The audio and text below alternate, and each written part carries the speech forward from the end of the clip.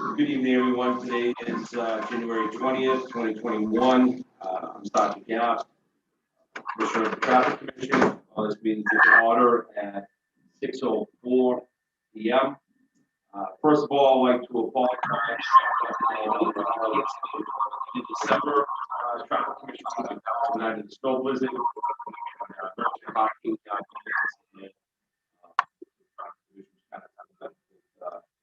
plowing and towing costs. So we just carried the November agenda over, and we added a few new things to the January agenda. Sent out and given to the city council for the city clerk's office website. So we do have a few items on here. We have H today. We're going to skip right down to H, folks, if we can. We are going to do some handicap spots that were requested. First one we're going to do, we have four. First one we're going to do is called 51 Loop Road. One Loop Road. So there's a protocol. They're taking their cars. They're going to sign the number 1 through 4 in the parking foot, pass them down, call them, and meet at the door and let them know time.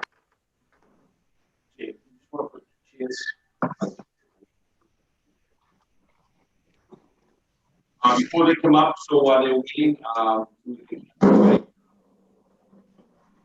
Teresa Namo, who is now on board with us. So I like to just go around every meeting and announce who's here. So obviously, Sergeant Gaffney, police department representative, the commissioner. So I'm present. Am I right? Am I right? All right. Take on to you, planning department. Planning department. My left. My left. Gary Young, I'm right.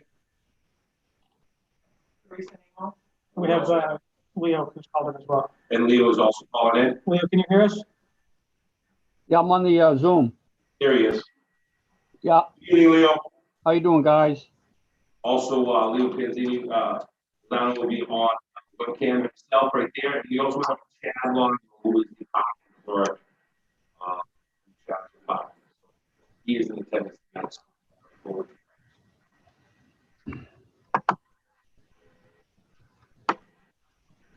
I didn't know we were going to meet inside. The first applicant, Fabio Cruz, out of 50, I'm sorry, here, it's like, out of, Hey, past commission, Jay, I think that paperwork and everything's in order. can you hear me, Jay? Yeah, I can hear you, Leo. Can I be down there in 10 minutes, 5 minutes? Yep. Okay, I'll be right there.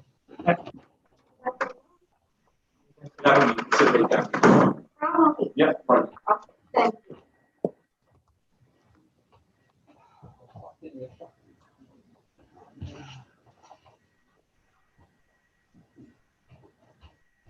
Good evening. In Spagnolo, English? English? Good evening. So, with the traffic commission, you applied for handicap bracket. Just went through the handicap, so it's being up. So, if I'm correct, it's going to be for 51 Loop Road. Yes. Can you just state your mom's name and kind of tell us why she needed it? Marta Alcina, and she have a lot of problems, you know, for her. Yeah, she have a problem for her knees. But 3 days ago, you know, that's why I put an injection, because that's why maybe affected operation. But right now, you know, that's like cancer for the virus. And no problem that's for the work. Do you own the house? Yes. Okay. No, No. already. You rent. Okay. Does she drive? Yes. Okay, still drive? Yes. Do you have access to the driveway where you rent? Can you use the driveway that you rent? No, no. Any other questions? Regarding the back, I mean, if she's driving with that back Yes. and a knee, I mean, how is that happening on a safety point? That's what I'm asking. But, okay, for driving, because that's a problem, because when you have a appointment and everything, people don't that, because I'm working, and that's impossible to go with them everywhere. Someone that she needs to know her car. Is it an injury or is it arthritis? Arthritis. Arthritis. Yeah. Does anybody else have any other questions? I'm not sure. I believe there's one handicap spot already here. The parking on both sides, What's that? There is both parking both sides of the road. so you're placing it right in front of the house. In front of the house. Loop Road.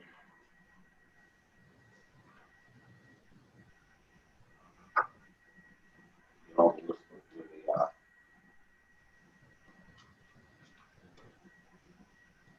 There's two on Loop Road now, one in front of 52, one in front of 52. This would be right across the street at 51. Is there two handicap spots across the street? I think that's one in the One? front, yes. I think that's only one. Because Just I one? can see it There must be more. two family right across the street from the other one. That's, we're gonna get to that later on tonight on another note, so. So what we'll do now is we'll take all this to the advisement and we'll discuss this at the end of the night. And you'll be hearing from Chad, later on this week. Okay. Is there any other thing that you would like to present or to talk to us about? Thank you so much. I appreciate it. Okay, thank you. Have a good night. You too now.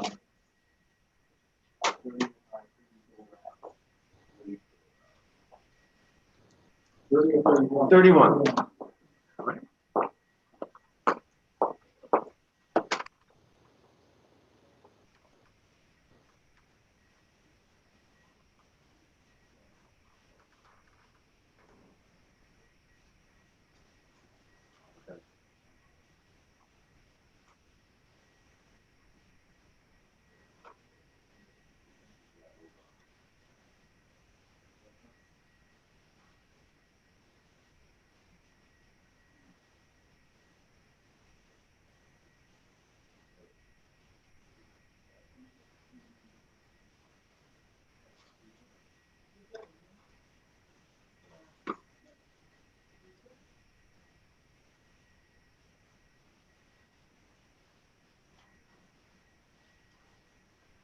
So the next applicant would be Mr. Gibbs, 31 Colorado.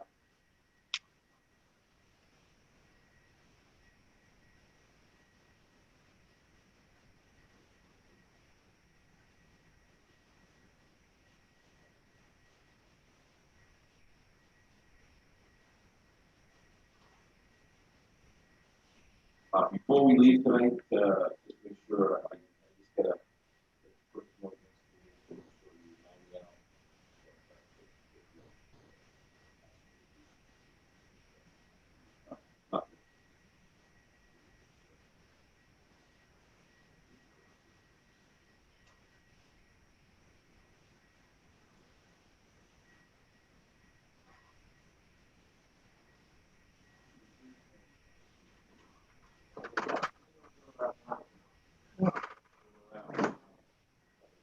You still logged on your house. You want some in the car?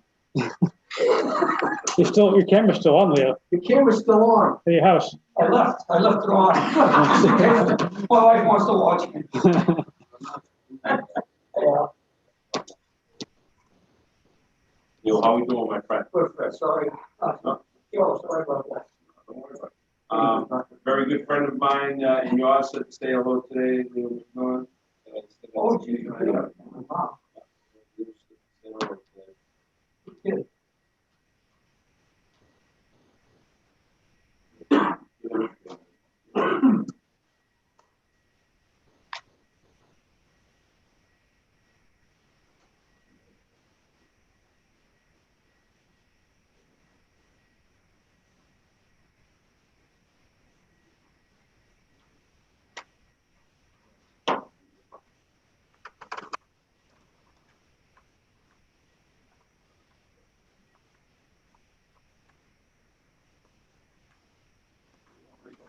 Right here, Dean, come right up front, my friend.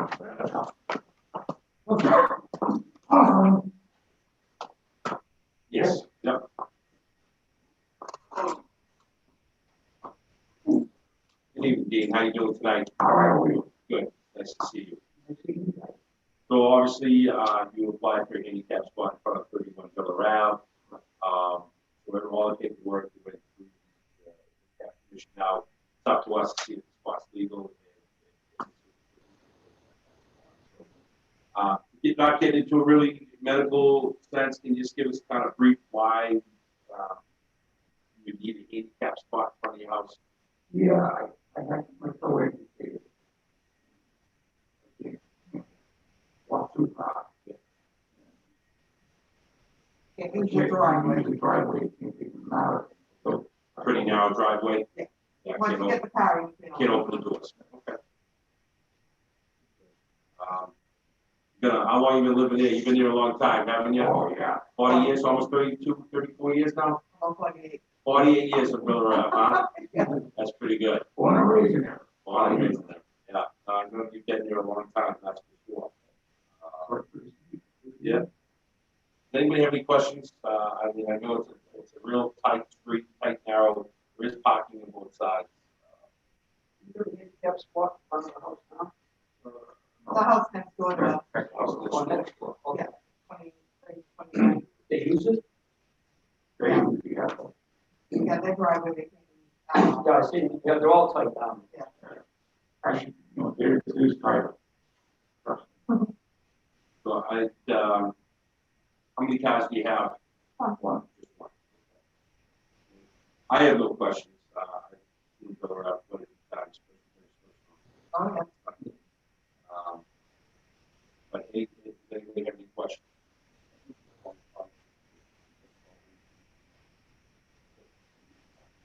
So what we'll do is we'll take it under advisement for the board tonight. We'll, not to keep it together on the agenda. So what we'll do is we'll discuss it again. It'll still be on, Zoom. And also we'll hide it, just so you don't have to stay here. I'll talk to Chad and give you a call, tomorrow morning, tomorrow afternoon with the decision. It's really nice to see you. Thank you. Right? I'm going. Yeah, go easy.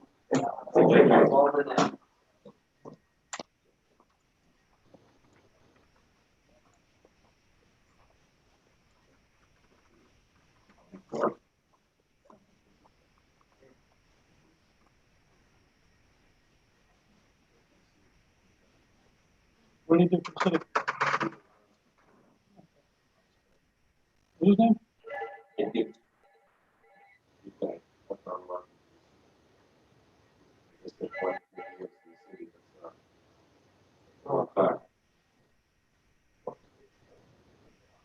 You ever want to watch me?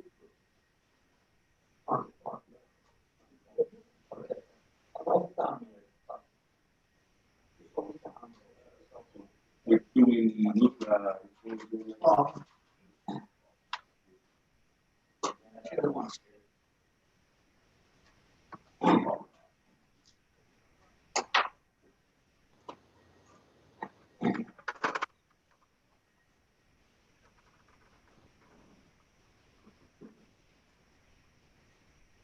okay, next one will be Baldwin Ave.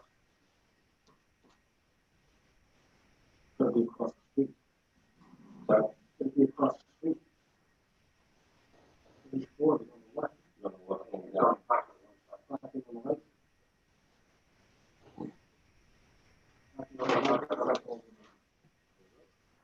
One up. Moving to the right. The lower of the bottom. Both sides.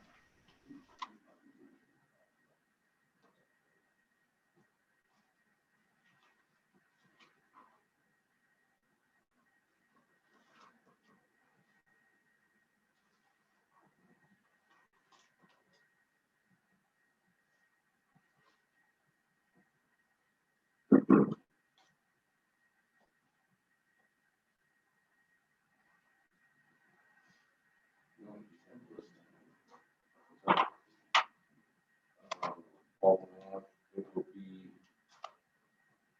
It looks like, Santa. Yeah.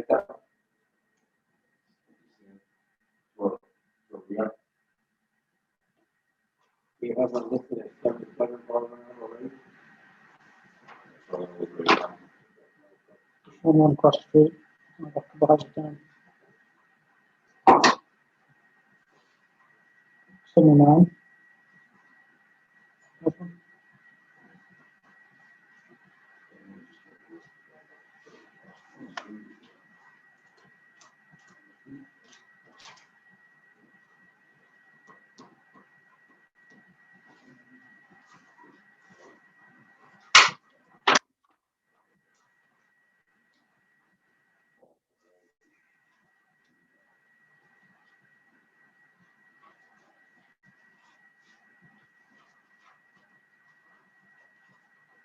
So right now at Baldwin Ave, I got one at 61. That's it. Showing on 79.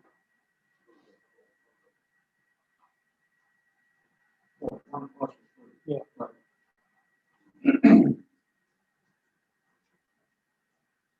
There's one already there across the street. Not directly, but it's pretty damn close to directly across.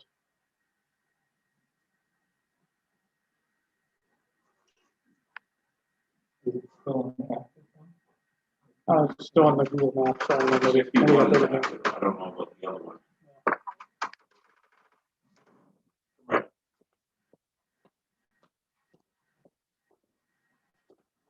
Good evening. How you doing? So the way it works is, we'll ask you a few questions. Is that why you here for someone? Yes, I'm not. Your mother, that's what I thought. You can explain the situation why. So it's our job to see if we can put a legal spot here. There's other ones there. We have to look at the logistics of the street. So that's part of our job. Your paperwork already get approved, proper paperwork, doctors know it's being kept by, all that stuff. That's picked up by the building commission. Now it comes to us for the actual placement of the signs. Okay. So if you can just state your name, who you're here for, and just give us a brief description why your mother would be handicapped. There might be a few questions for you. Just relax. Yeah, You know what I mean? If you have any questions at the end, you can ask us. We're here to help you. okay. My name is Vanessa Terrazano. I'm here for my mother, Sylvia de Santana. We live in 74 Baldwin Ave. Yep. My mom, the doctor says she doesn't have, with her two knees, she doesn't have the allergy anymore. So now they're working to do surgery on one, and then the other. She just did surgery on the stomach because she's overweight. So they're working a little by little because she didn't much. And when she walks, now she's carrying those two things on the knee. It's like tight, so she can try to walk, but it takes forever to walk. No, she have a knee replacement, Yeah, two of them. so it'll be hopefully temporary, that hopefully with the two new knees, that we're looking to get her walking again. correct? Yes, that's why we need it. She's young, she's 50 something, and we're trying to, the doctor gave a letter to do the surgery as soon as possible, but her doctor from the surgery for the stomach said give him 6 months. She can just go to surgery, she's on all new types of medication. You own the house or rent? Yeah. You own, is there a driveway? Yes, the driveway, running of the driveway, it's like this. It's like, has two little hills and then it's very tight. And then the problem, that's the thing, one knee she fell because the snow is like this. And she fell on the knee. But when we went to the doctor, he said, no, that wasn't the problem. The problem is that you don't have any more cartilage in your knee. Is the parking on your side of the street or the other side of the street? Yes, one side is no cartilage. That's in front of your house. Any questions? I mean,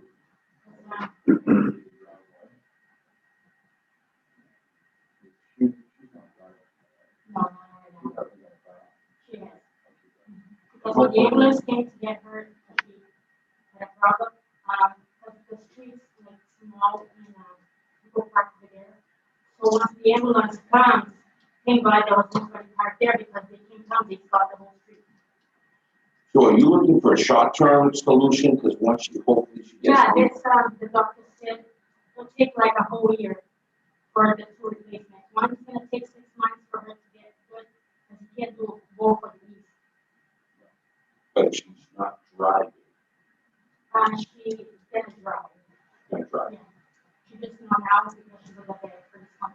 If Why she's drive right okay now? that, she'll be able to drive. So we'd be looking for a short-term handicap spot. Yes. Have you spoken to the neighbors across the street if they're okay with putting a handicap spot in front of the house? The neighbors, they're really good with us because we always, me, my dad, my brother, so all the neighbors were okay with us. Parking on Baldwin Ave is tight. So if I take someone's spot in front of the house, that's where logistically it gets a little, but, I mean, we're here to help the resident. The parking is available to everybody on a public way. So that's- Anybody else have any other questions for us? Yeah.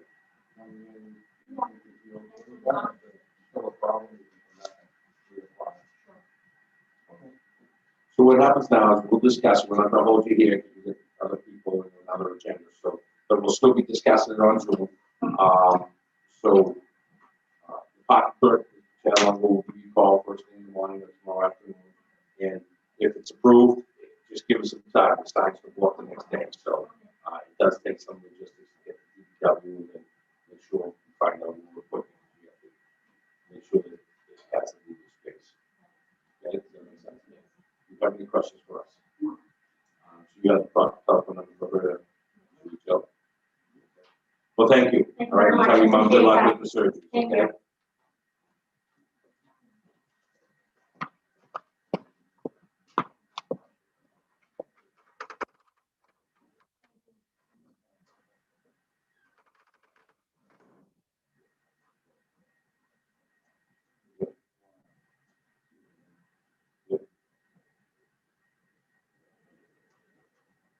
We'll have to have a little chat with the neighbors down there and get off the ladder or something.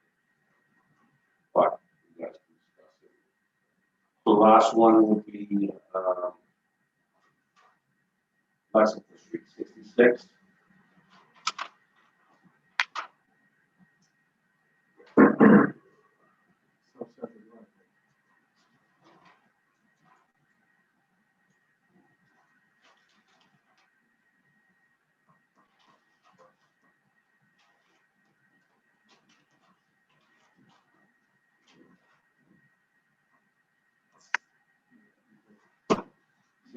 Lexington Street. I'm not sure when we look up and see if there's any issues on that street. In front of the house.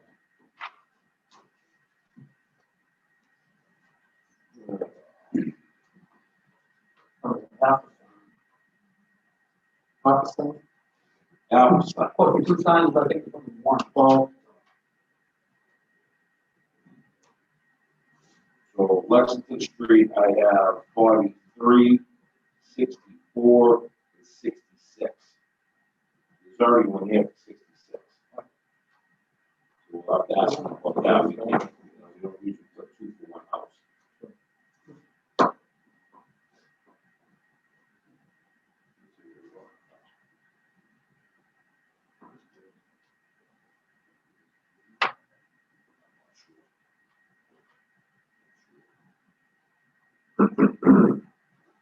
So once we finish with this, so we'll take a vote on each one after they leave, and then we'll move to the regular agenda. We do have a lot on here. So go over.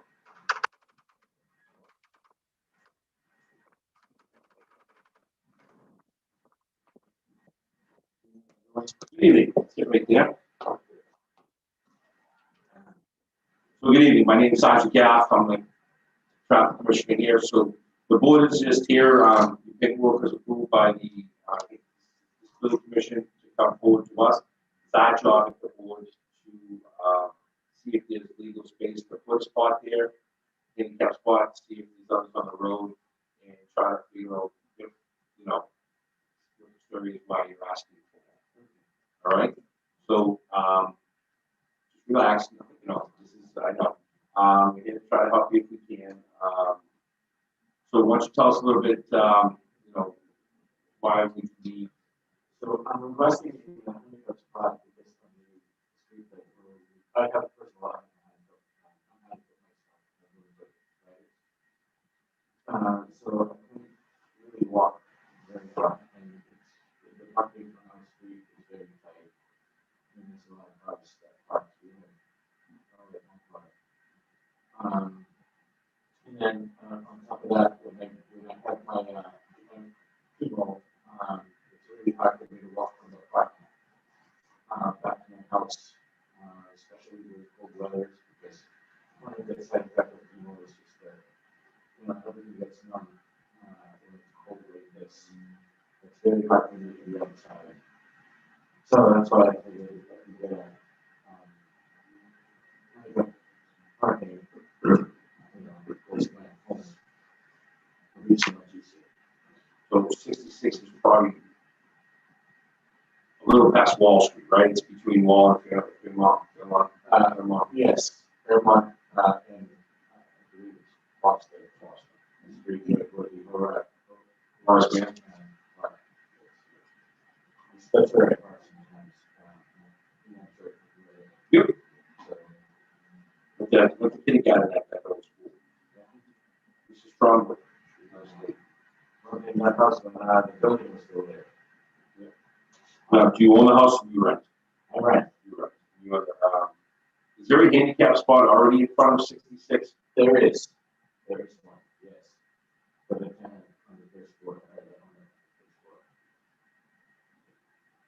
So you're asking for another one in front of 66? I am. Is there any driveways to this house? There is, Who gets to use the driveway? the tenants on the first floor. It's the same tenants that have the handicap spot. Yes.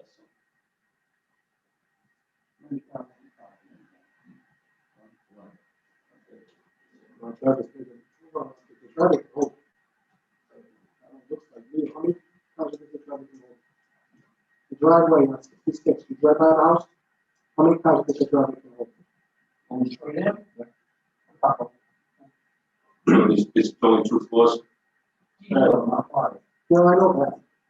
There's first floor and second floor. There's third floor, There's third floor. yes, but the other unit is on the, Fairmont Street. Very much. So you don't want to accommodate right here. Correct, yes. And there's another handicap spot. I think it's 62, correct? 62. No, that's not really 62. I think that'd be on the other side of the, bus Fairmont. I don't see anything at 62. It's not. All right, so the way it works is that we'll take it under advisement, we'll discuss, we're not gonna hold people up all too long. How many cars do you say you have? I only have one. Have you guys talked to the landlord about if they're using the driveway, can't they put both? So the person that's using the handicap spot now is putting their other car in the driveway. Correct.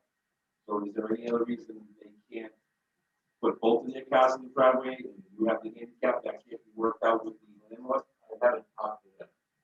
All right. Okay.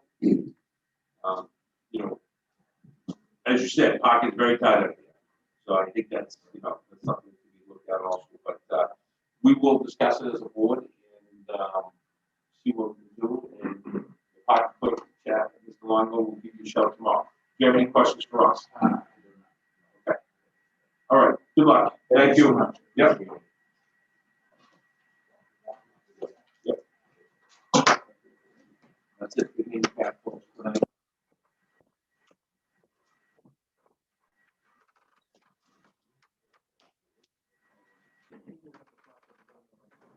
We'll start with this one. We'll have a little quick debate on this one. Any comments? 66 Lexington Street, the one that we just spoke. Talk to the landlord. More the money of the last one to the driveway. Yeah, I think the spot is there, so they don't have to jump the cars in the driveway. So, The one we, we'll table this one, we'll table it until he can bring it forward to us if the landlord doesn't help them.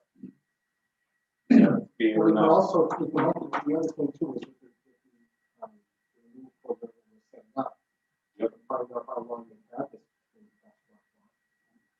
What, obviously, their qualifications were to get it. Correct. If you didn't really need it, you put it on Fairmont, instead of putting it back in front of the house, it was on the corner of Fairmont and Lexington. It seemed like there's a little more room in Fairmont instead of on Lexington. Landlord's pretty tight. Yeah, they're all tight up there. Yeah. And then again, I mean, nothing against the guy, but I don't know, he says you gotta get a rock, you gotta drive to chemo. I don't know how many people drive to chemo with that. Yeah. You must get a ride at home. So, I mean, I think that would be the best suggestion is at the table, and now we explain to them, please go in front of you. You know, throw another one up there, right there in front, and we'll take two spots. You know, something should be worked out with the landlord. They'll let them use the driveway. Yeah, thank you for taking them up and down. Back and forth, buddy. Thank you. Oh, yeah. We've discussed, Chad, maybe tabling this one for now, explaining to him that before we give it to him, that probably needs to speak with the landlord to work out a parking situation where they are giving them the driveway, put both cars in the driveway, he can have the handicap spot. Or give him the driveway to get the other car out of there. I think that's something that has to be addressed within the house there before they come to us and solve it. All in favor? Yeah. Okay. So we'll table that for now, so he's not being denied, we'll just table it. If he wants to reapply, at least we know a little bit. All right, let's go to 31 Villa Ave, Dean Gibbs. Besides the foot, I know you probably didn't want to get in it, there is some major other health issues, I mean, you're on TV, so you really probably don't want to get it out there. But there is other underlying conditions that we're aware of. So, High Street, there's no driveway accessible, so I'm in favor. Anybody opposed? Anybody opposed? So, we'll have that.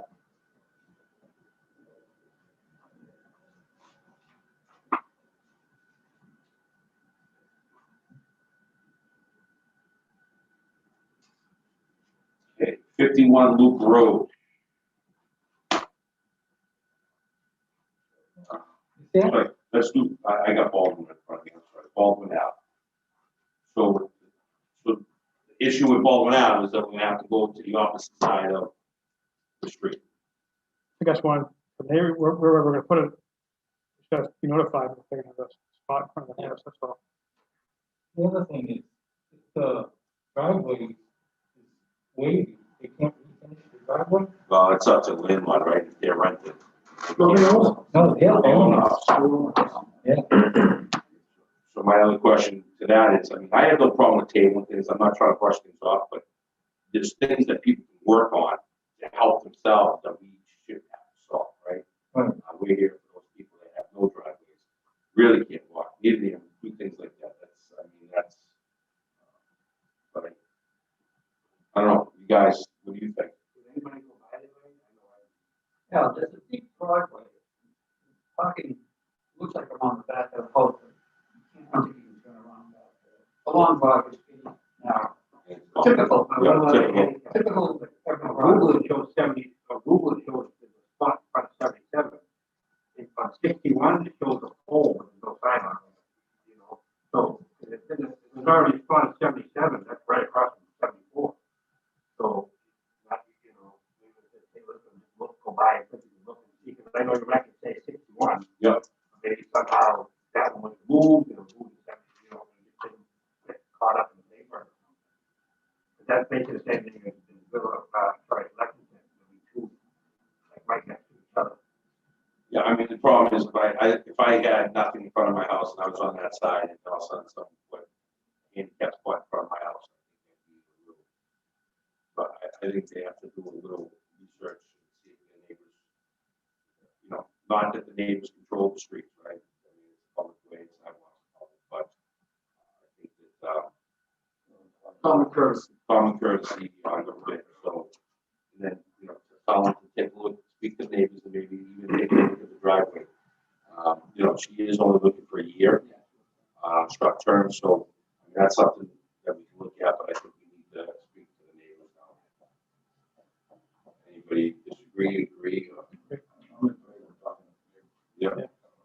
So that will be tabled. I just don't think it should be just outright denied. Tabled for speaking with the neighbors, and, you know, try to make everybody happy, so.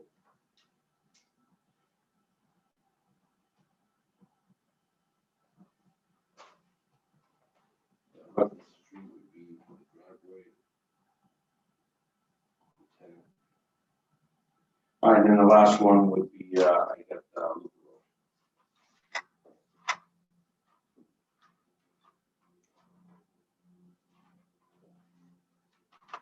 Coming from the road. The level of, is it just arthritis or? I was in favor of this, this is fine. I mean, if we're giving it to Dean, then similar situation. Is, there was one already on Loop Road, Across the street. across the street. We'll be putting one right across from that, which is, you're gonna do it, this is leave it open. But I mean, you guys, you folks, The one across the street from Route. well, that's something that we'll be discussing later tonight, so. Two on Loop Road. Yep, right across from each other. I'm in favor. I'm in favor. Yes.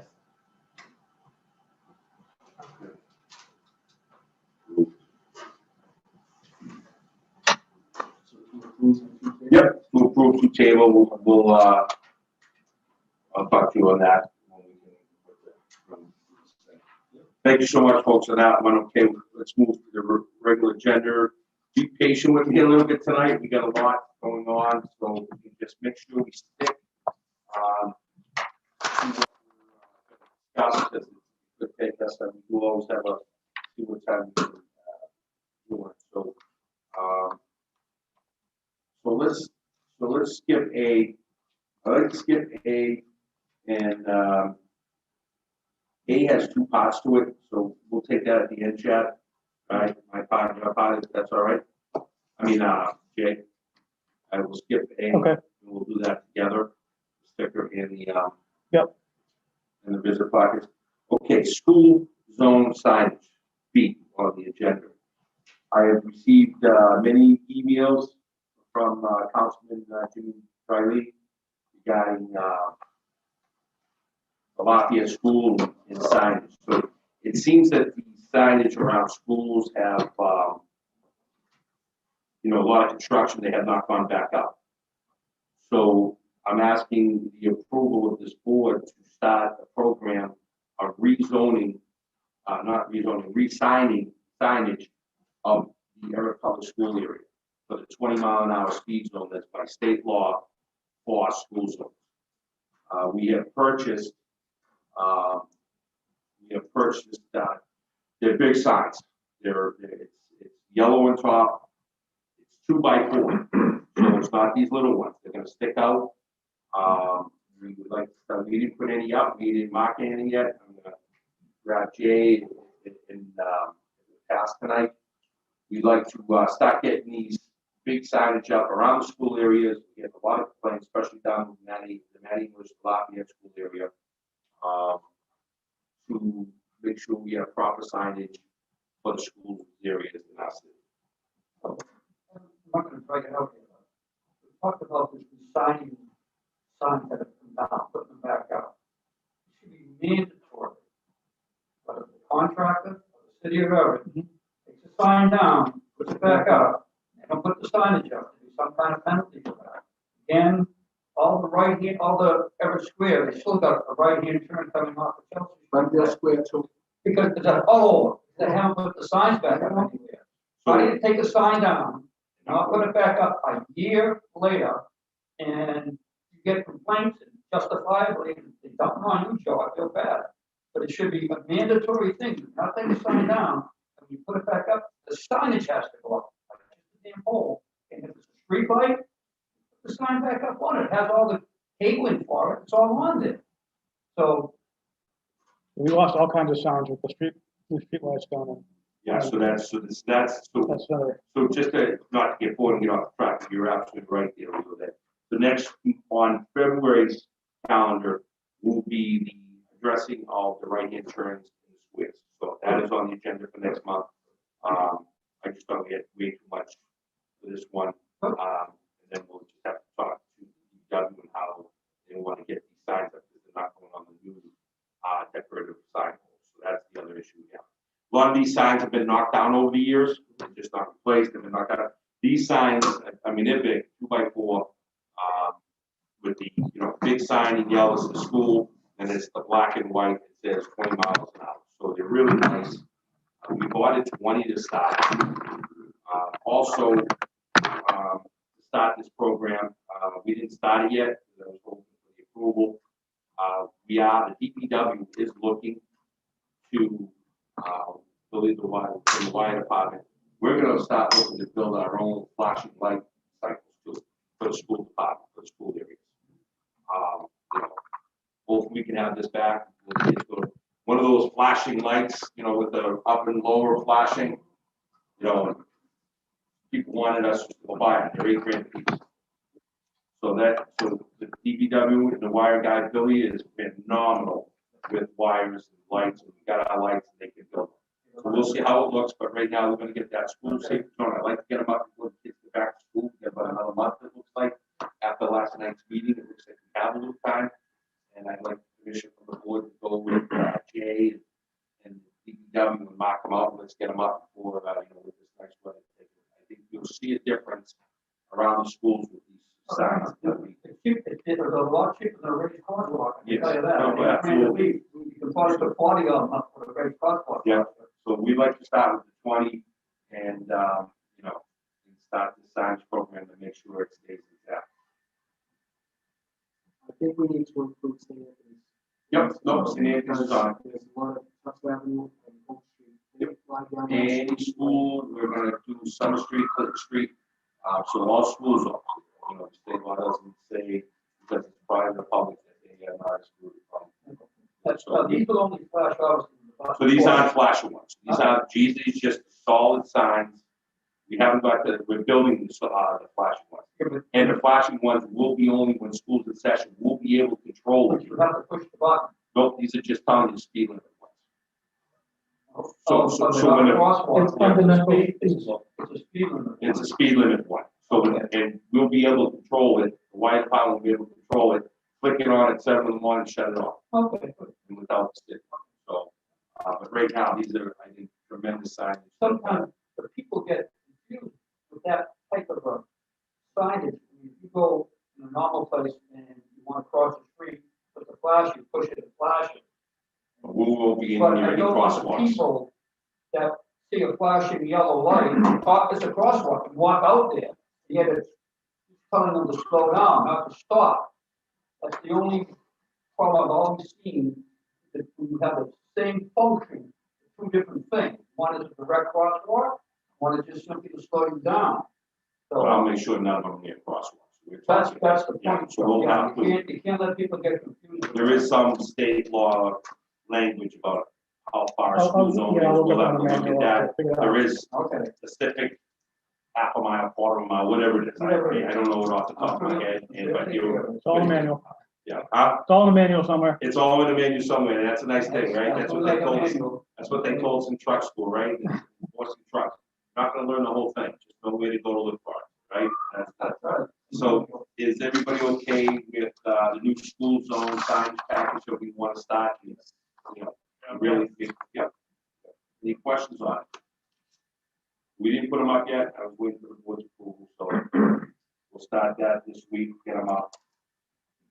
Hopefully it looks really sharp, and if it does, then we'll continue, we'll go to phase 2, Jay, right? Make it look really nice when it gets back. This was brought to me by, on number C, this was brought to me by one of my crossing guards. And we have the bus lanes now. Yes, no, whatever, okay? So the bus lanes are coming. And so what happened is now, is the buses are going. and school kids are crossing that at crosswalk. She wants to know if it's possible that we put a do not, like on a bus, you don't cross this, line, wait here, like a wait here line by a couple of the crosswalks on Broadway with a school bus, mostly center school, we're talking mostly the Bavarian school. So the Bavarian school, they get the crosswalks, they get the bus lanes there. They're just looking for a line that they can tell the kids to stand behind. A yellow line. or On the something. sidewalk or on the road?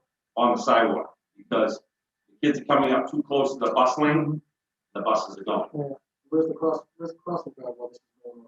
But she's the one that's asking, because the kids are crossing, she's telling them to get back, but kids have a tendency to come close, and the buses are coming, because sometimes they don't stop, if they don't, they're in the bus lane. So, they're just looking for a stop it, just so the kids know, hey, do not come right up to the cross, but don't come right to the edge of the crosswalk to cross, because the buses can go. I think it's precedent for somewhere that you could draw from. What's that? I think there's any precedent for that somewhere that you could draw from, where this has been done elsewhere. We'll chew on that for a bit. Yeah. So I'm just throwing out there, so if we could table it, and if anybody against it, so I can always send you an email on it, now that we brought it up. So the only one that we really probably affected would be the ones on Broadway, right? So that's the only one. So we're looking at the Commision, I'm sorry, the Whittier. I'm sorry, thank you. Whittier, Holland, the old high school, because they still have the early child program there. There's a crosswalk there. Those are the only three. I think we gotta make sure we put something. Well, I'm not sure what we would put exactly. We putting words, we putting a graphic, and it would be multilingual. So there's a question of where we actually put in there. I just like stand here, just stand here, just like even one of those things they're doing now, for spaces for 6 feet apart. Yeah, let's say table it and let's look at what we're actually going to put there. Word it, I like to pass it and then table it, but if everybody's for it, Well, and going we on can, school, right? well, be three, anything that's in the bus lane. Going northbound? Northbound, Northbound, there's no bus lane from the town. Holland would good. Okay, So it's mostly the Whittier. correct. The Whittier is where it's got both. No, I think it is the morning for all the schools, because they're crossing from the other side of the street, but there is a bus line. So We're crossing guard on both sides of the cross, Well, the problem, right? correct, you talk Broadway. We don't have, Holland's not a big issue. No, I don't know. What about The extension, the little kids is the one in front of them. I mean, it's an issue for all the crosswalks, to be honest, whether it's school kids or anybody else. Yeah. And I wanted to figure out, is something we should be putting at the crosswalks, regardless for everybody, to say these times of day. No, and I agree. I don't want to put something down and then all of a sudden we say, well, we should have did this, we should have did that, right? Yeah. So I just wanted to bring it, the crossing guard brought it to my attention. I sat there for a little bit and I said, ooh, yeah, got a good point here. The kids want to go right up to right up to there and I just want to be a little more safe. Those buses, they don't have to stop. They don't have anything on there. They're going. Well, we got the lighting at the old high school, right, at the corner of Hillshire. And at that crosswalk, right? Hampshire, yep. we have that. Hillshire, Yep. where the kids cross to go to that. Yep. So there's a crossing guard there, and we have the lighting already at that crosswalk, correct? Yeah, but my point is, it's a concern, I've heard the concern not just from school kids, just from people in general, that in the morning, got used to that lane being used. You can turn and walk across the street, that way, to the bus. So, let me look up and see if there's Yeah. anything that's, It's not as simple as putting a line down because if you put a line down, are we gonna be liable? How are we gonna do it? If it was only in English, we need to do it in other language. How are we gonna do it? Is there a federal? Well, lot of this should be federal. That's where it comes down to, how much is enough? Should be a school assembly type of situation, like principal versus class by class, or I mean, we could try that when they go back to school and hopefully we'll have to we work very well with school, preschool and all that, to try to make sure they crosswalks. pretty good. I mean, we still have people that stop off in the middle of Broadway, stop traffic, let them out, and then across the street. We got that. We can only speak so much, but we will. If this is something we're gonna do, we'll make sure the crosswalks here. Is it a sign that we put out and they take it every day or move to the side? I don't know. And I think that's something. Let me look into something Yeah. that's like standard. Standard, And if not, then we can. Another thing too is the school buses, and I know we're gonna run to an extension, sometimes they let off in front of the school. So there'll be in the bus line. And I don't know how they do drop off down at the, They use the, northbound side. Do that, which spots. And the buses. But, I mean, we're all for it. Let us work out the logistics, the wording, and I'll send an email if we get it done before next meeting. If not, we can bring it up. We still have some time, we're not back to school yet. So that's why we brought it. Are you okay with that? All right. Thank you. Okay. Okay, we'll skip, D for now. That will take us, let's go through E. So 340 Ferry Street. As you're coming down Broadway, you take a right on Ferry towards that fire station. Okay, right across from Walgreens. We had the initial Share the Ride program this year, and we did some bump out to help the restaurants in that area. We put some tables there, some orange. So with that said, now that it's winter time, we're getting a lot of double parking. And people are parking up through there, and they're parking in the parking spot. So one's got to go. So I just find it really tight to turn right. So I'm requesting that the DPW either scrapes it or paints the outside parking lanes black. So we don't get any more double parking. People arguing that they're blocking it. People come in, they park them next to the curb, and then we bump out to where the parking spots are. So I'd like to keep it next to the curb because when you come around and if you get one illegal car that's just outside that parking lane, you stick it far out, it's a tight right-hand turn. And people are always crossing.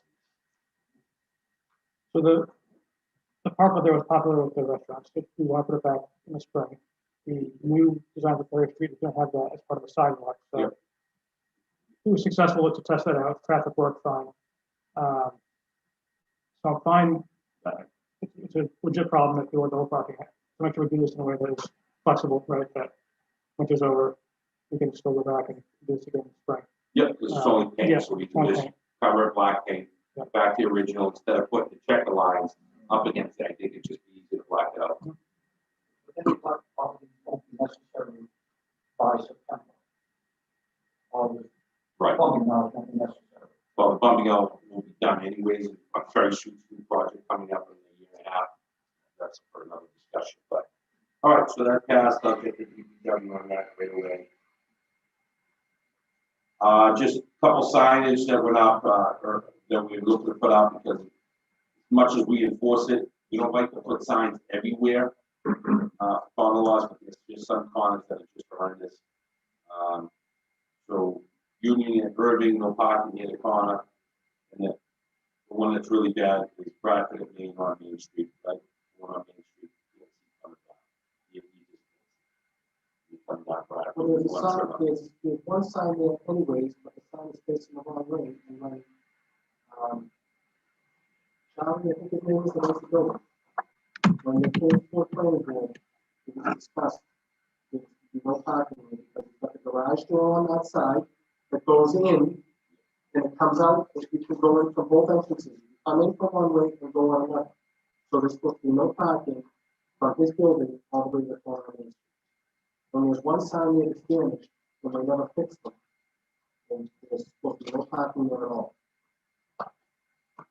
Any other questions on that? What was that, Leo? That's correct. And we made that statement that because even though the cars coming out of the building, for a flashing light, Right, you won't be able to see. So there's no parking for the entrance by exit correct, to Main Street. correct. But again, I was taken down, I'll put back That's up, correct, as we brought up earlier. that's correct.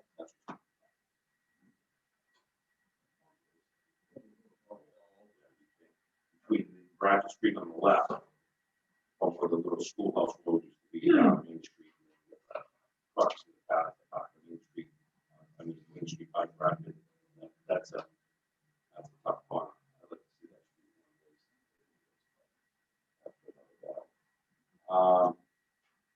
So that will take care of mostly the small signage and stuff. So I'd like to jump to D real quick.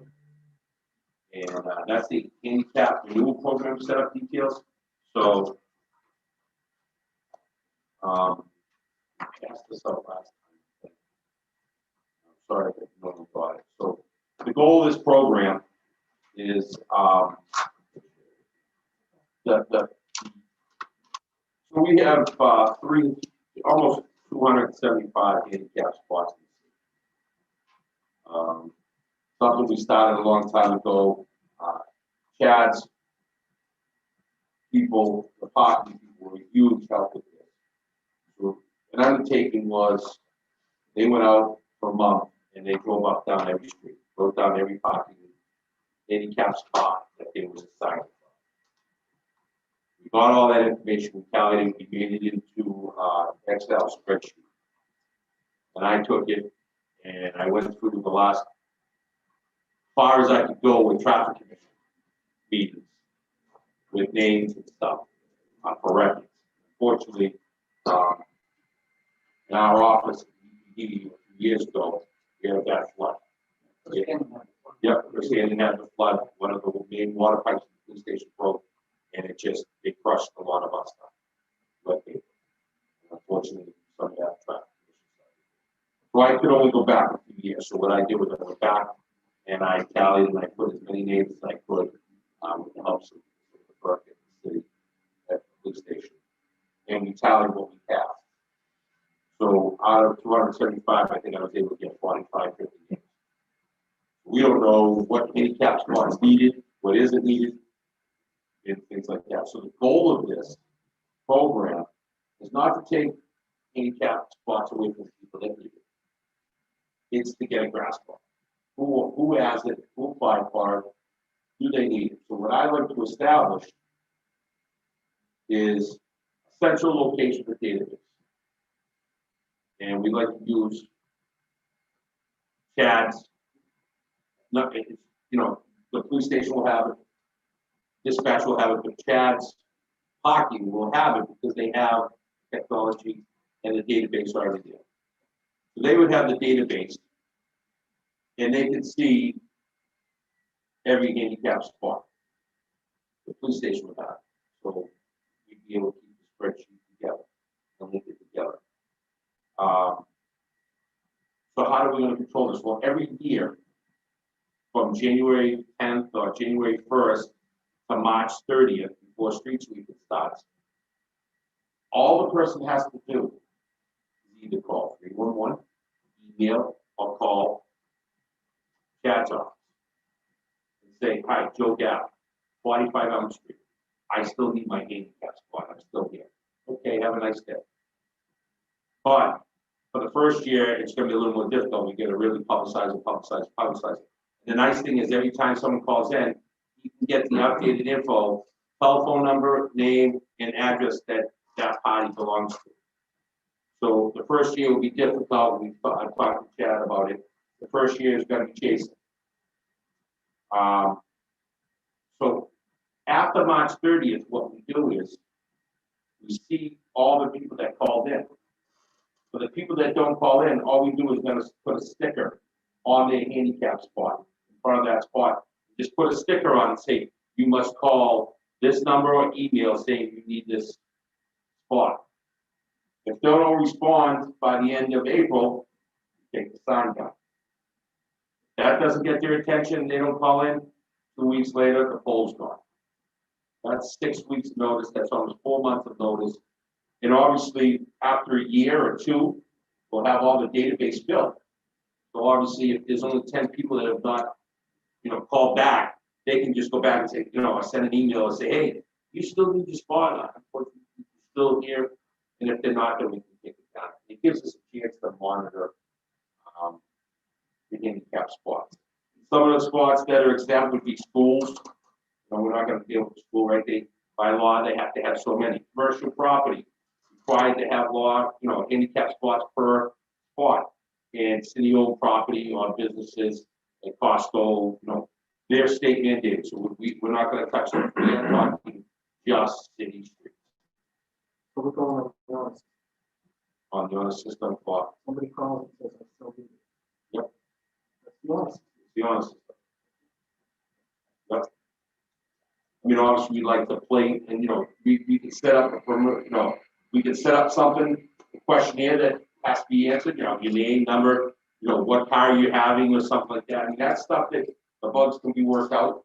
Well, what's the reason why you still need this handicap one? Well, they have a placard. That's all. We need. Yeah, The just placard. give me the placket number. Well, the problem with the placket is that friends of mine have done plackets and they never applied for them. The doctor just put it in placket.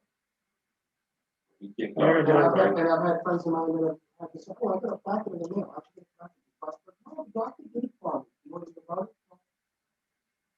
I just think we can't cover everything.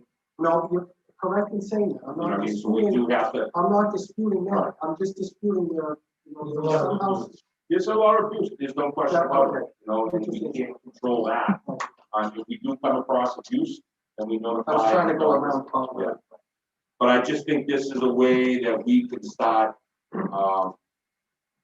getting control of it, making a database. It's always good to have information of spots that are being used in the city. Then obviously when we come up with a meeting like this for handicaps, it will already be in the database. We can pop it up. You know what I mean? Yeah.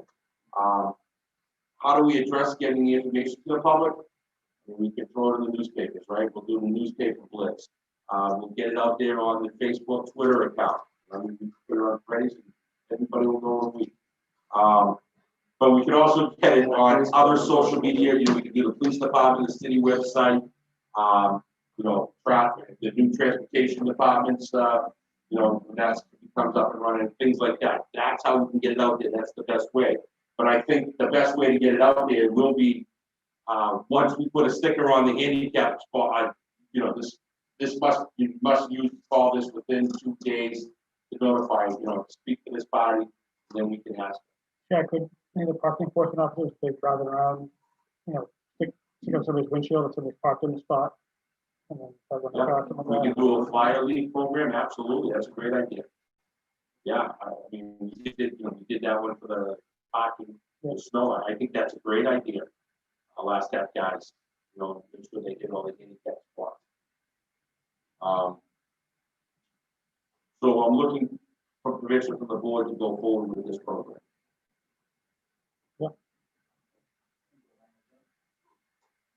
Does anybody have any questions with this? I'd really like to get it going for this year. The dates might be pushed out a little bit, but I think with the way the winter is nice and mild, I'd really like to get this really out there. I just think the handicap spots are, sometimes you just hear rumors that, hey, this person don't need it anymore.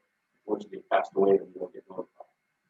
So I just think it's, a year down the line to be really successful, but I think we need to start somewhere. Trying to be a little proactive in this. All right, so we'll pass that. We'll start that. Okay. So the final two items on the committee tonight is it's a combination. It's supposed to be a combination, but just get in there just one. So it's a combination of the visitor placards and the residential sticker. So I'm going to let Jay talk about the residential sticker first. So, you guys have a 2-page handout, section 18-149, section 18-150.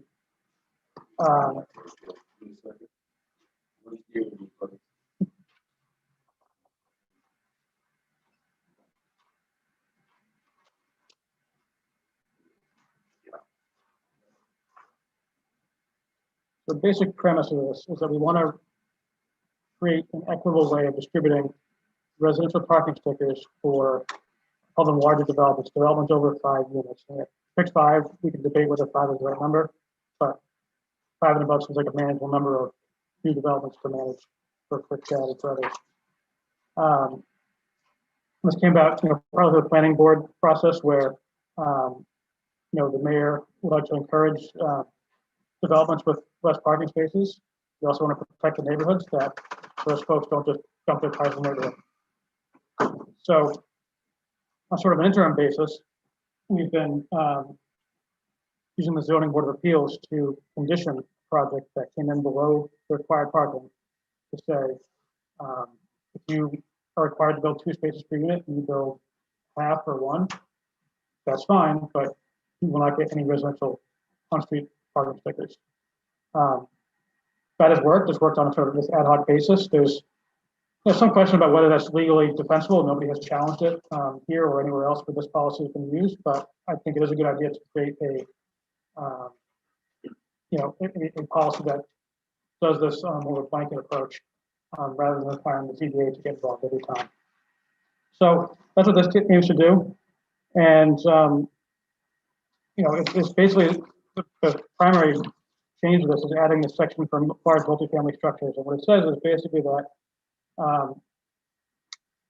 rather than the sticker being allocated by the fact that you're a resident, it's going to be allocated by the property. And if you have a project, whether it's 100 units, whether it's 10 units, whether it's 1,000 units, you're going to be allocated a number of parking stickers that is proportional to the amount of street frontage you have. So if you have a project with 100 feet of street frontage, we're saying for each 20 feet, which is the size of a parking space, for each 20 feet, you'll get 1 residential parking sticker. And it doesn't matter how many units you have, there's how much street frontage you have. It also spells out how those stickers will be distributed. So the owner of the building or the manager of the building will be required to submit plans of the building when they get their planning board approval. And they'll be responsible for obtaining the stickers. They'll be responsible for providing any documentation from the residents that they are in fact ever residents, they pay the excise tax, all of that.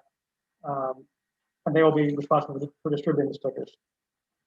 So that's the bulk of this. There's been some other changes we have to make just to reflect sort of this new concept. So on page 1, section C, it used to be that simply by being a resident in the city of Everett, you were required to get a parking sticker if you owned a car.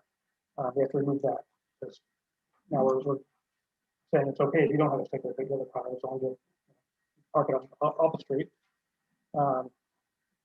That's a minor change. The next page. So this is where we defined. If you're single family, if you're small multifamily, so between 1 and 4 units, nothing changes. And also, if you're in a larger structure that is in existence today, nothing changes. So any of the larger buildings you see on Broadway, Ferry Street, Nickel Street, we're not looking to change anything there.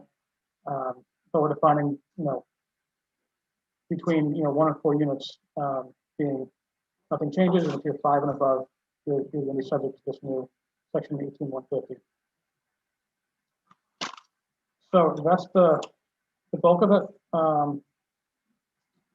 Anybody has any specific questions on the language, feel free to do this too and ask if you feel that we should change something, if you feel that that number of units should change, if you feel that some other aspects should change, we're happy to discuss. So what we're going to do is just provide a recommendation to the city council. The planning board will be doing the same. So hoping we'll get a positive recommendation, but happy to make edits too over here. So we'll be we're not going to vote on it tonight. Okay. All right. I mean, you want to vote on it tonight? I think it's up to you guys. There's a chance to vote. Yeah. All right. So we'll have to talk on it. The table. If you do us one favor, read it tonight. Break down some stuff. Email it to me. Email me your questions or concerns, or call me, and then. Just so much. Yeah. Just give me 5 minutes. Yeah. No. That's why I think. This whole thing stems down to what we've been talking about for a long time. ZBA, planning board.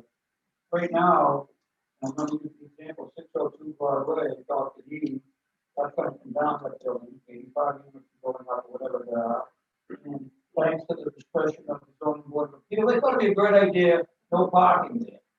Okay, and in doing so, they put the stipulation, that Jay points out, that you will not get a resident parking sticker.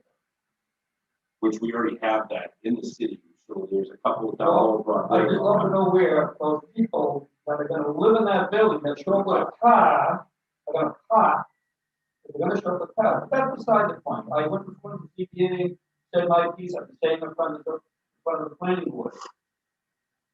You take a building of that magnitude, after this is adopted, and you wonder why do we go ahead and say, have an ordinance that says you must have so many parking spaces per unit on a multi-family building? Only to have that taken apart by the ZBA who said, no, we don't care about that. We don't think anybody's gonna need those parking spaces.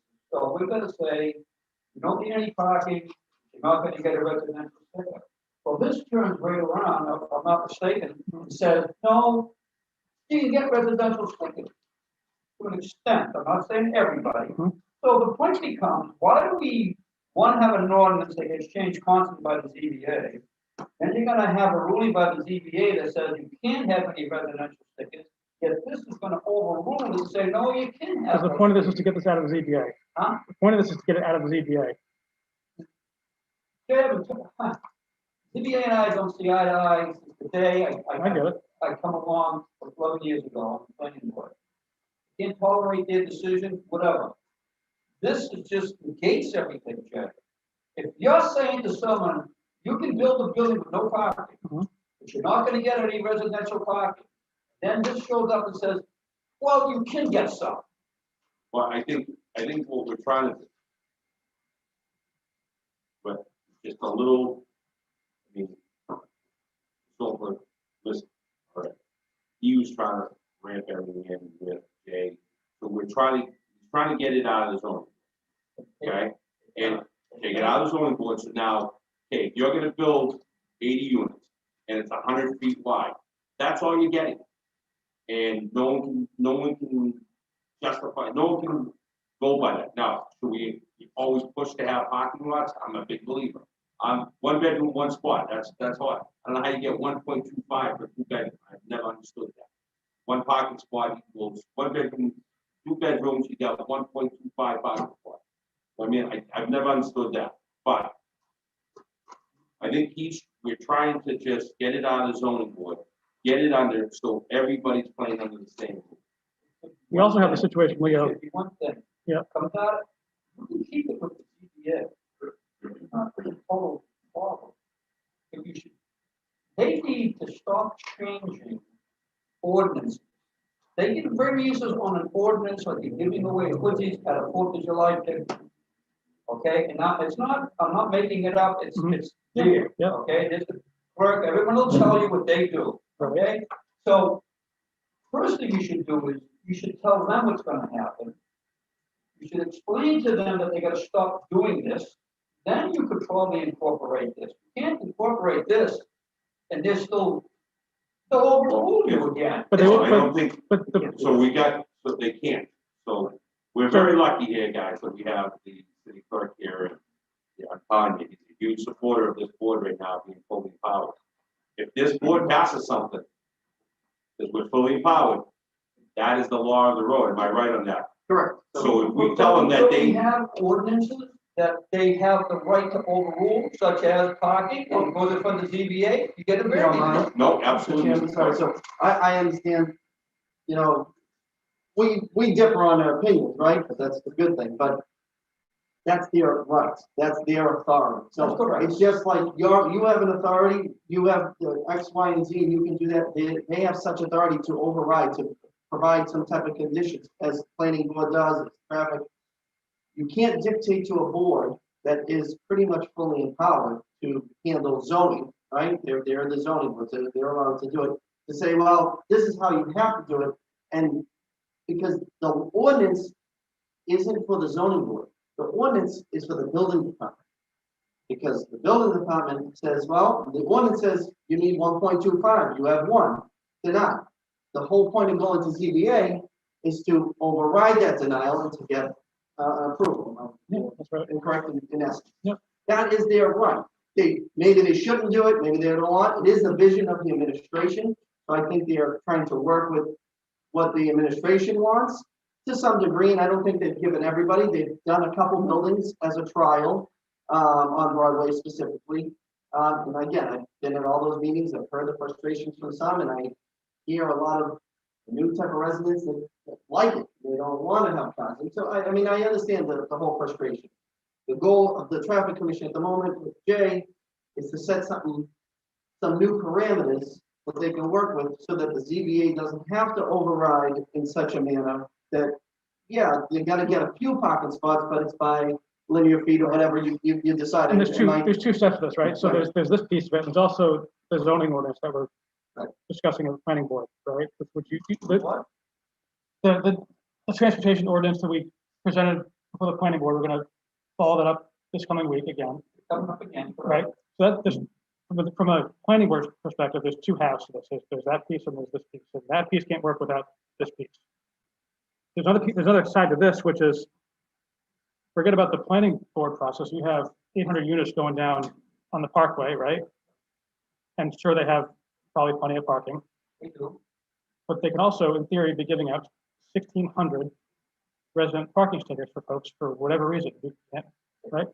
So we allow any resident right now to come.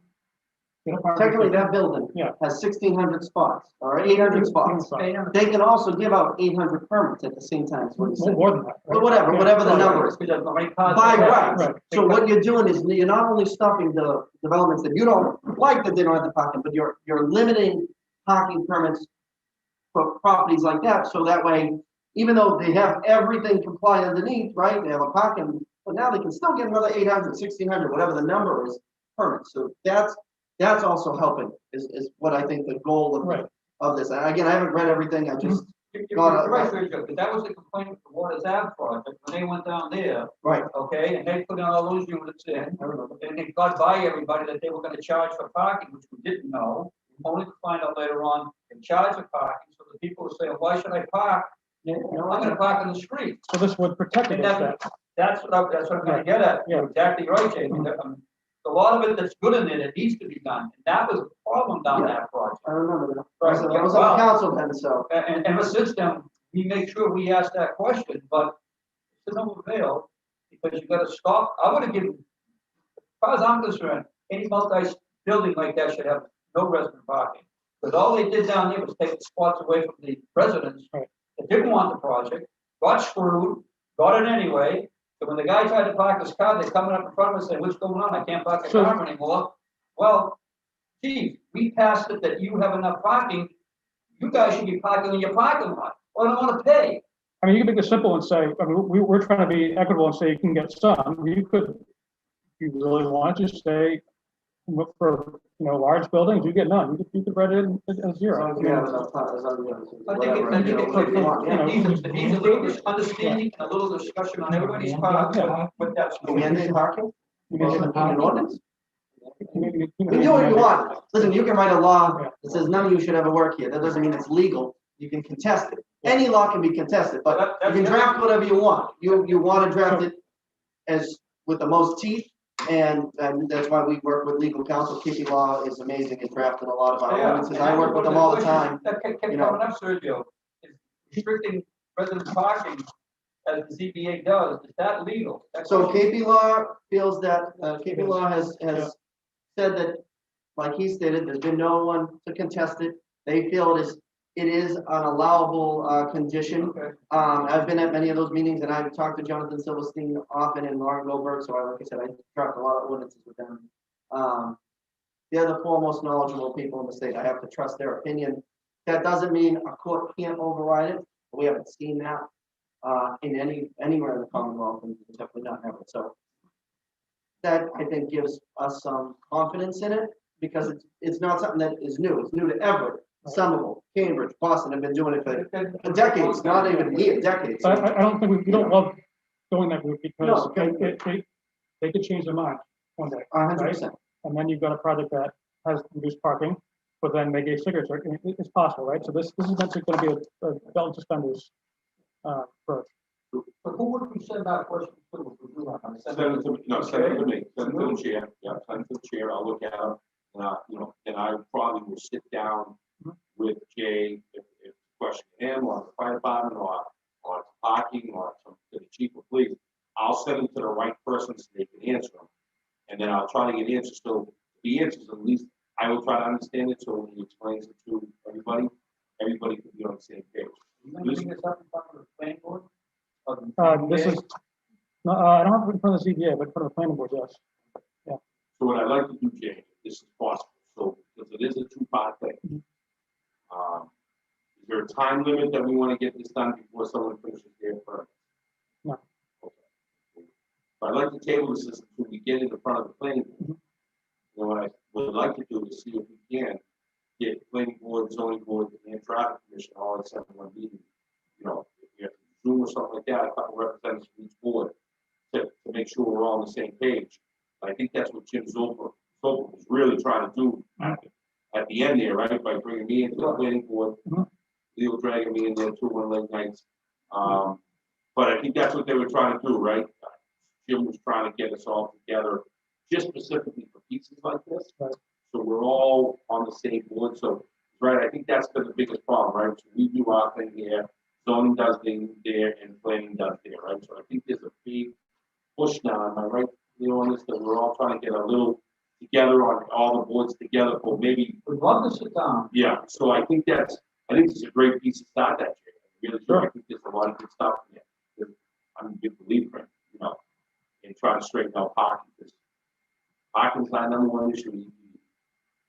No question about it. I mean, I think it's, at some point, somebody might ask, does this go far enough, right? I mean, we're taking it from this point forward and trying to, create a new benchmark, but somebody could argue that you guys should crack down even more. Yep. And I'm open to hearing that. I think we're all open to that. Yeah. And I think that, we've already tried that. So what we do is on some buildings with certain zones that we put in for the low Broadway, when we pass that, we put in that the Chapel building can't get low Broadway stickers. Now, if they wanted resident stickers, they can go, because they have a right to go park at Everett Square and all that. They have a right to do that. But because they have their own parking down there, we didn't give them an LB zone. We gave them, if they wanted it, they couldn't get a regular resident if they wanted to go shop at Everett, right? So that they're blocked out for a low Broadway zone on the computer, but they can get a regular residential. So there is already that in process. Talking about overnight. Yeah. Yes. Right. So it's just overnight, right? Yes.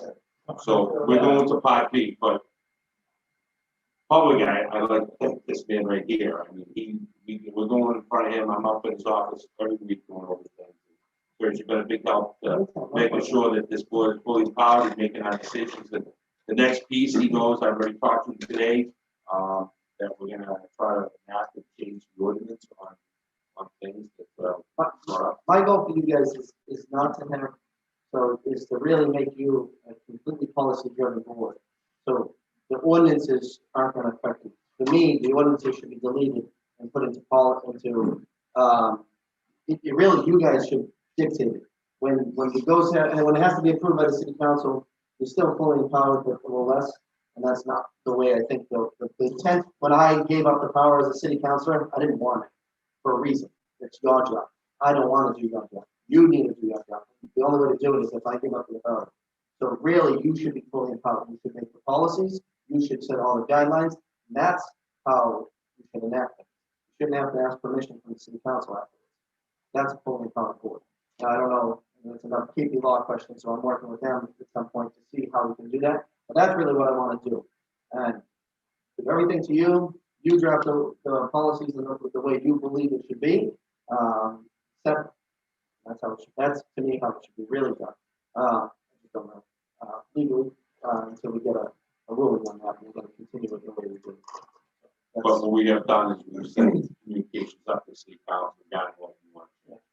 Yeah, we're pretty good about it. They've been pretty good about it, and if they have questions, they do respond.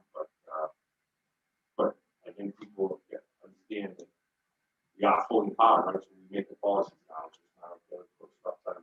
We're gonna be faced with some of these issues, going forward with projects. You know, with the project down, we do the project, spend time with them. Right? We're fully powered now, right? So I'm trying to get down there and say, hey, you don't like your entrance next, I don't care what the planning board says. It's not safe. You know what I mean? So traffic commission does that, and they go back. Not the planning board. Not the planning. Not the So, planning board. But we dictated Yep. on the entrance to the Master Parkway, we talked about the ones on foot. Every time we sit down at a meeting, the first thing I ask for is that every department handed in their comments. So we make a decision based on all comments. If the department doesn't, we're not gonna hold up the whole world because the department could get a slip of paper. Yep. So the planning board really overseers and does its job as far as all those entrances and exits. do a fantastic job. Till 11 o'clock at night some nights, but I mean, I know the fire department's different on some of their projects they do. They have to sign off on hydrants, like water pressure. I mean, the police is different, right? So we have another project coming up that, they have both entrances from up the same street. We've done with one street in and out. The malls are a disaster. Right? We all know that. So we're done with that one way and one way out stuff as far as we can. And that's going to be the nice thing about this board is when they present it to us and we get something on a project that we're in front of us. And that's where this board is going. It's going to be fun. There's a lot of projects, fun on foot. We can do a lot of great public safety stuff. But we also have to take care of the other residents of handicap spots and speed signs and signage and stuff like that. But we just have one more item to go and then we can wrap up and then we'll be bringing it up. And so the way the procedure works is something like this tonight that we pass, I'm going to see the city clerk, he's going to let me sit down after we discuss it, sit down if it passes, go up, sit with his folks and rewrite it and draft it, and they'll help us word it the proper way, and then we'll go into law. So none of us have to do the writing, but they will help us adapt the new language that we do. This piece tonight that I hope we pass will be done. We'll step for us. Any questions? What do we got search here? Search, right? We can't think of it. I can't. My job, Yeah, he's trying to get us all on board and like, all the ordinances hockey right on the website. It's amazing. He calls us back right away, so we can't really get across. But so you okay, Jay? We're gonna table Yeah, this. fine. I mean, like I said, I'm open, I want to Yeah. take folks' comments, so Yeah. take the time to read We'll it. talk with the planning board, see how they go. I'd like to maybe get a couple guys from each board to maybe be on just that piece. Then we present it all, and each board can vote, or we can vote. You know, just so we have all information. See what we can change. just remember to have a forum of each board. Yes. Otherwise, you could go in the top. Yep. So if you have two from each, I think. Yeah, that's fine. 2, 1, 1. So that's something I just want to Yeah, remind you, no, that, just in case. Yep. We have a lot of people speaking. yep, no, that's fine. You don't want to hide anything, that's for sure. Just don't want to hide anything. We want to be out there. So, but, so the last piece we have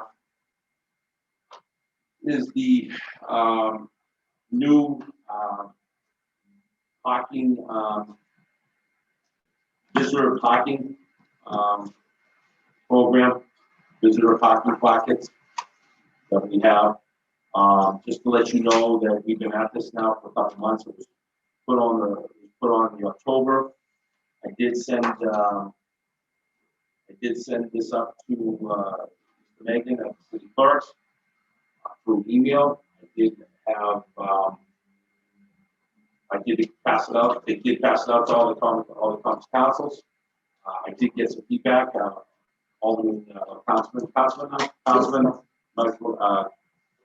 Marchese was really following me on this a lot. He was really intense on this, which was good. So I did speak with him, talk to him on the phone, and this was ideas, and that's when we put this all together.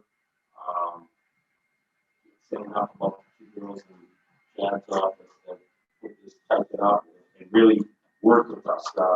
You ever have a chance to go down and see those girls in the pocket, it's great. So if we can just go by this by change, and we'll say the new Placards, we went over this already, once before, and, this is the final draft before we place the law, right? You see the first section is the new changes, we'll go over that. The back page is just the old city ordinance that was copied, and it's highlighted where the words are gonna be changed, and, go over that. Okay, but the first proposal, residence parking stickers issued to each vehicle. The Low Broadway, the LB, has worked fantastic. And I understand that the casinos, only 12 hours open, but before that, the work this board did to get that LB zone done, was phenomenal. And it really, really worked well. Business is still calling, we need more here and there, we're really helping the businesses out down here on Thorndike Street, Line Street, and the Temple. We're really working with them. We're giving them extra business zone stickers down there. So I think that is the only change that is going to be going on down to the lower Broadway is they got a free for the first one. They're going to be charged $10, the same fee that the whole city is after. They're going to be issued city orders for $10 after March 1st. So they'll be paying the same amount as for the stickers. Okay. The visitor placards. So currently, right now, we have a 1-day pass that you can get for $5. So if you need a visitor pass for someone that comes to visit for a night or something, it's 1 day. It costs $5. There's going to be no proposed changes to that. That will stay $5 1 day. The 7-day is $10. Proposed changes, we're still going to keep the 7-day. So that 7 days is actually 10 days, because it's 7 days that is the black card required. So if they're here on a Wednesday and it goes on, they don't need it on Friday night and Saturday night. So those 2 days are released from that. All right. So the only change that we changed to the 7-day is, so what happens is we had a lot of people just keep renewing it, right? 7 days, 7 days, 7 days, 7 days. So all we're allowing is you can only register or get a business placard for 7 days twice with that place. You can't keep coming up. And there's some, we'll go into a reason why, but it's mostly like Uber or rentals and things like that. We did put a restriction on that. So you can only get it for twice a year on that one place. Obviously, if there's a huge situation and something happens, they can come in front of us. We'll help them out. As long as we know it's a legitimate issue, we can help them. But that's the restriction. A 14-day, okay, which is actually more like an 18 to 21 day package, is $15. Once again, you're only limited to register that visit placard twice. Okay. The 21 days more like the 28 to 31. And you say, well, why would someone need that one that long? Well, if you ever had your car totally damaged and you need it there for a long time, it's there. That's why the 21 days. The 1 day is obviously 7 days, someone comes up for a visit. The 14 days for that short-term rental if you have it, and the 21, you're going to be there. We are doing away with a 30-day placard. That 30-day placard was good for 48 days. We had people coming and renewing 3 times, 4 times. Well, they're done for the year. That almost takes down for the whole year. You know what I mean? So they weren't registered in their car, they registered it in other community, and they're just using this to get it, together. So, so we did away with the 30 days. There's no reason for 30 days. Okay. We did do a special placard. It's a company vehicle student placard. It's $100. It will run from $228 to $228 for a full year. We're not changing that. So if you own a company car and you take it home and they register it out of a company, but it's a car and it's your personal, it's your business car, we're charging you $100 per year. Okay, so you got to pay for it, even though it's not registered in Everett, but you prove or you get a letter from the company saying, some people are required to take vehicles home, and that's why they don't have drivers. So it's $100 fee a year. So You know, they're not gonna pay, excise tax, but they're gonna pay the $100, which is, you know, like a 4 or 5-year-old car. Okay?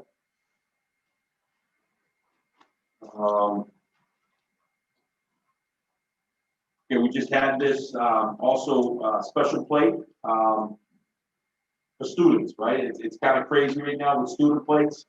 So housing isn't available for students, right, on campus.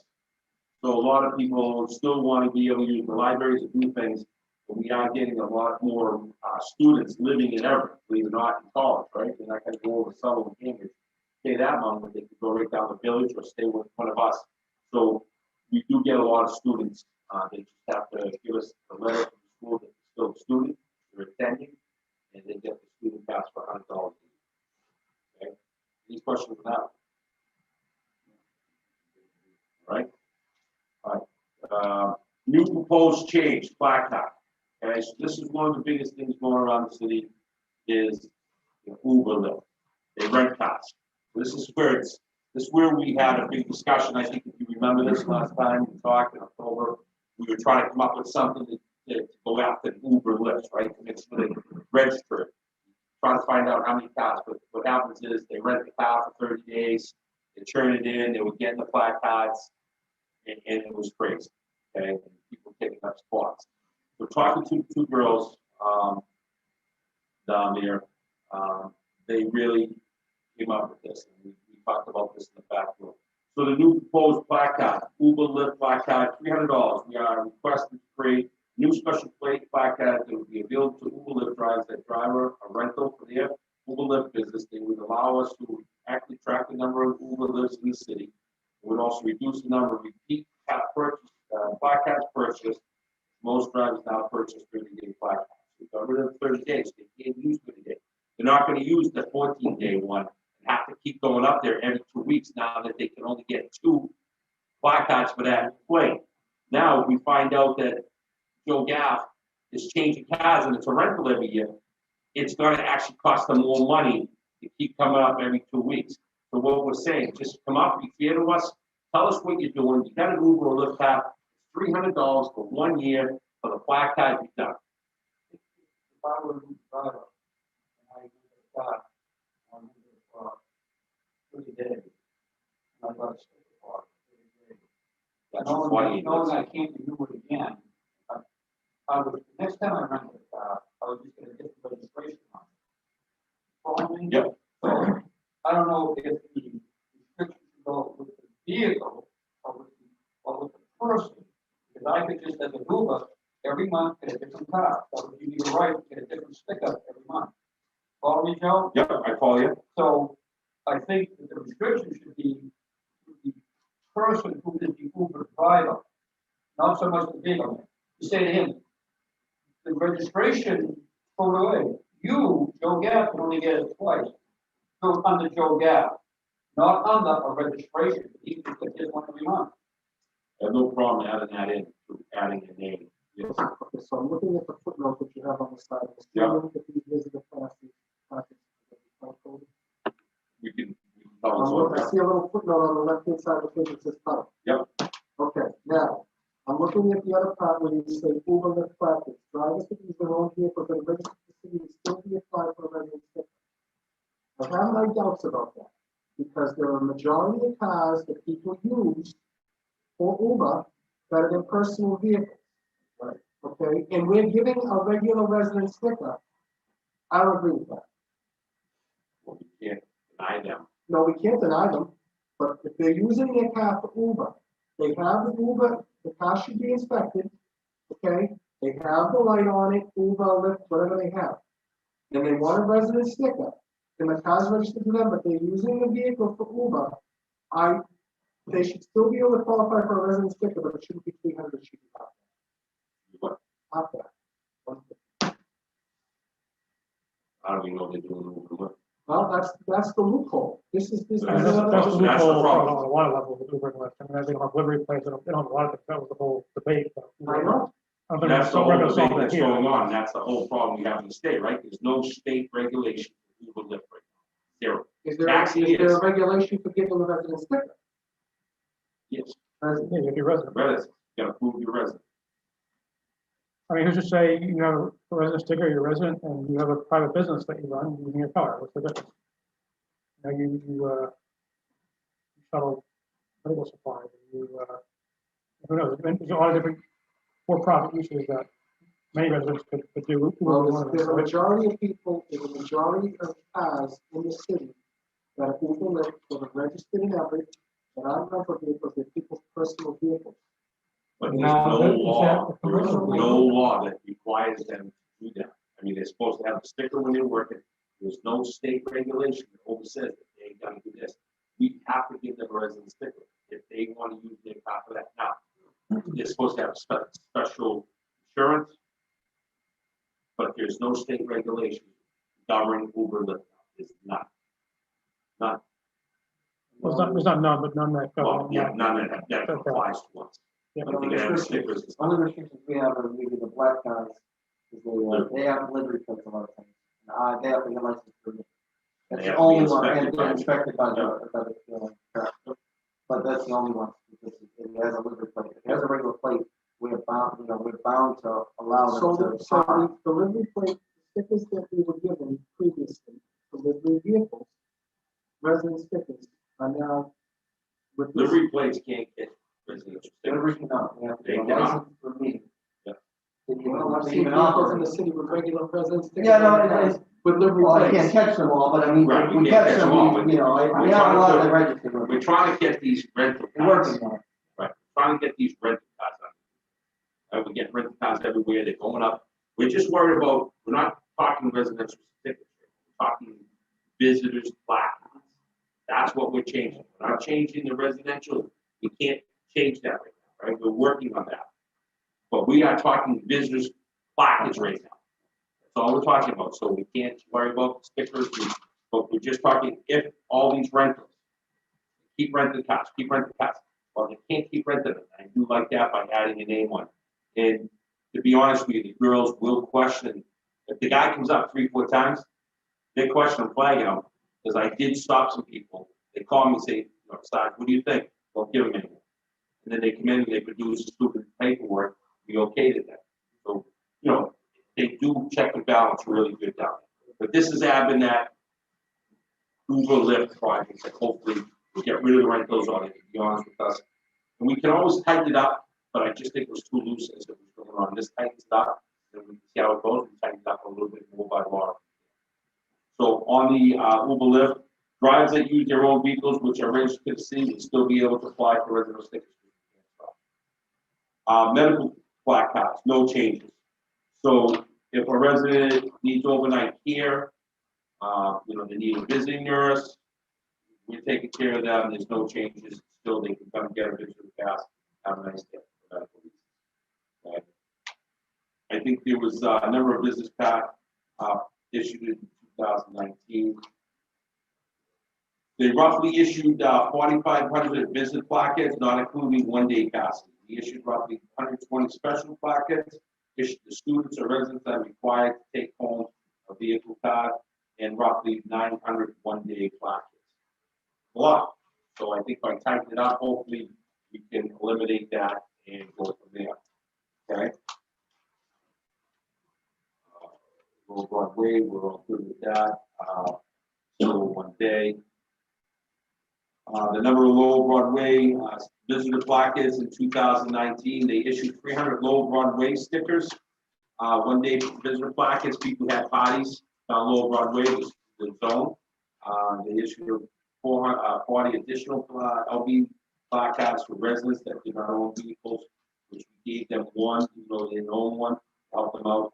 And then we're up to 46 Low Broadway business placards. I think we're a little higher than that right now. We gave about 6 or 7 more. The hospital area, the 24-hour restrictions, Monday through Friday, Washington, Bellevue, Freedom Ave, and Garden Street would be on that. They got one visitor placard per household to keep with their residents with proof of hospital area residents. And the no change to the meter sticker program. So that would stay that. So those would be the changes. They're not great changes, huge changes, but I think they're tightening it up. So that's all we've been voting on tonight is to accept the new changes to the flat card program. So real quickly go over it. The 1 day stays the same, the 7 day stays the same with the 2 per limit plate. The 14 day, 21 day, get rid of the 30 day. We got the Uber, and also there's one more that we have in there, the Snowbird. If someone is coming up Florida, North Carolina, they live here, they have 2 houses, they can purchase a flat card or a resident sticker. I think we go a resident sticker or flat card. Resident flat card for 6 months. Because you got the Snowbirds, and they would pay the fee. $25 or $30 fee for the year to be a flat card. So they're Snowbirds. So they live here, still get retired. I've been out of Florida for 3, 4, 5 months. I come back up here, it's a Florida car. Hey, I own a house here. I have a right to get a sticker. We're going to give them a sticker. I think we're just giving them a regular resident sticker for that. Did we not vote on this last Put time, Joe? another category. Did we not vote? I thought we voted on this last time, right? Yeah, we did. We didn't vote on the changes. Okay. To send it down because we were going to vote on it in in December, because I said I sent it to the city council to overlook it. And then that's why we were going to vote on it in December to pass it. But the December meeting didn't do it. So it's going forward tonight. So I would like to adapt the new visitor black card program and meet with the city clerk's department, have them word it the way they word into these new laws that is highlighted here, change the wordage, and then it would be enacted as a new city ordinance or new program for us. I just have one. Yep. So I noticed on the regular visitor placards, 1 day is a $5. Yep. But how come for Lower Broadway it's only $1?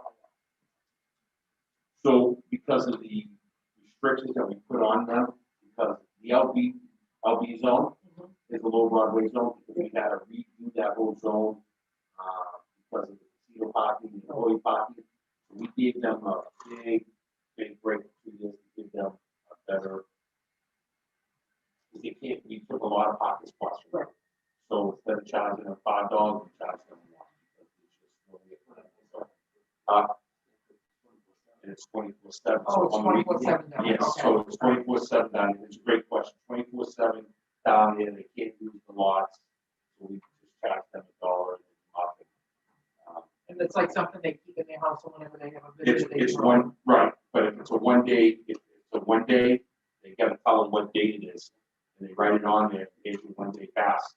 So if you need 20 for barbecue, they come up and get it. Like, I don't think we've got too many lunch from them down there.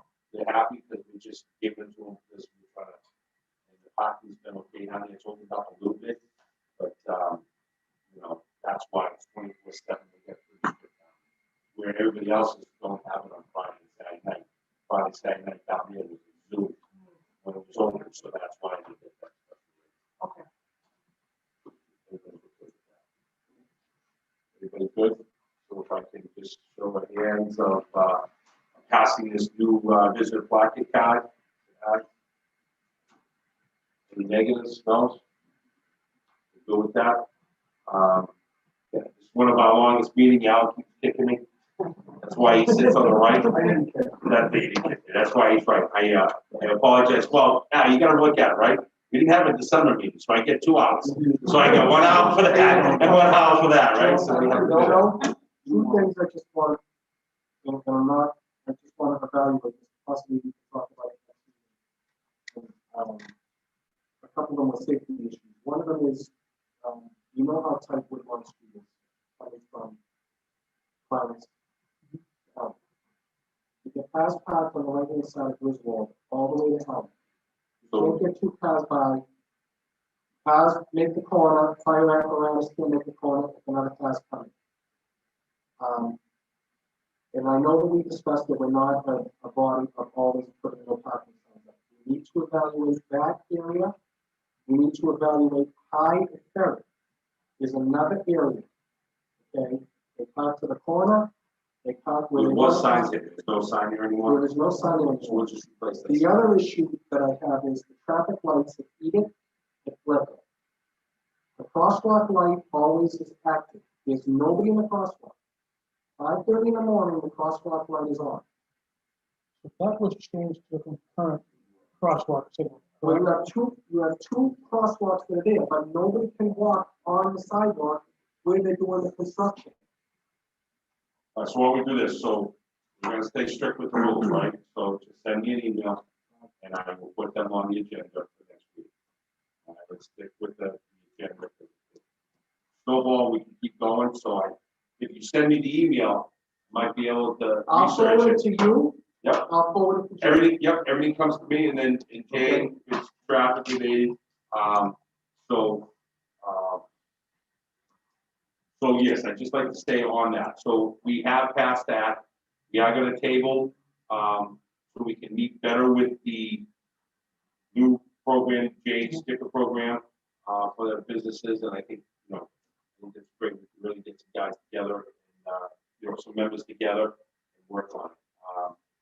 Table the, Loop Road, approved Loop Road. We tabled Lexington, past Willa, and, we tabled Baldwin. If you can just reach out to them tomorrow and explain why we did, and everything else. So once again, if you want something discussed, please send it to me. As a, you know, please put this on the agenda. The next meeting. Next meeting will be, yeah, believe it, February 17th. That's school vacation week. Does that bother anybody? Wherever anybody goes. Just didn't know. I'm on vacation now. So February 17th, so if you can get, I'll have the agenda sent out by February 11th. So we can have it posted at city, on the city website, which is, you want them on Wednesday now, right? I just want to 72 hours for you. 72 working out. So I try to do it Thursday before that one. Yeah, that's more than. Yeah, so if you can get it to me before Wednesday the 10th, anything you want, so the way you can type it all up, we can approve it and we can go through there. And then I can follow, keep an eye on it. And if it's something that I need to get up to the common council, any questions for that, give me courtesy, I can. So we get any items on that, by that.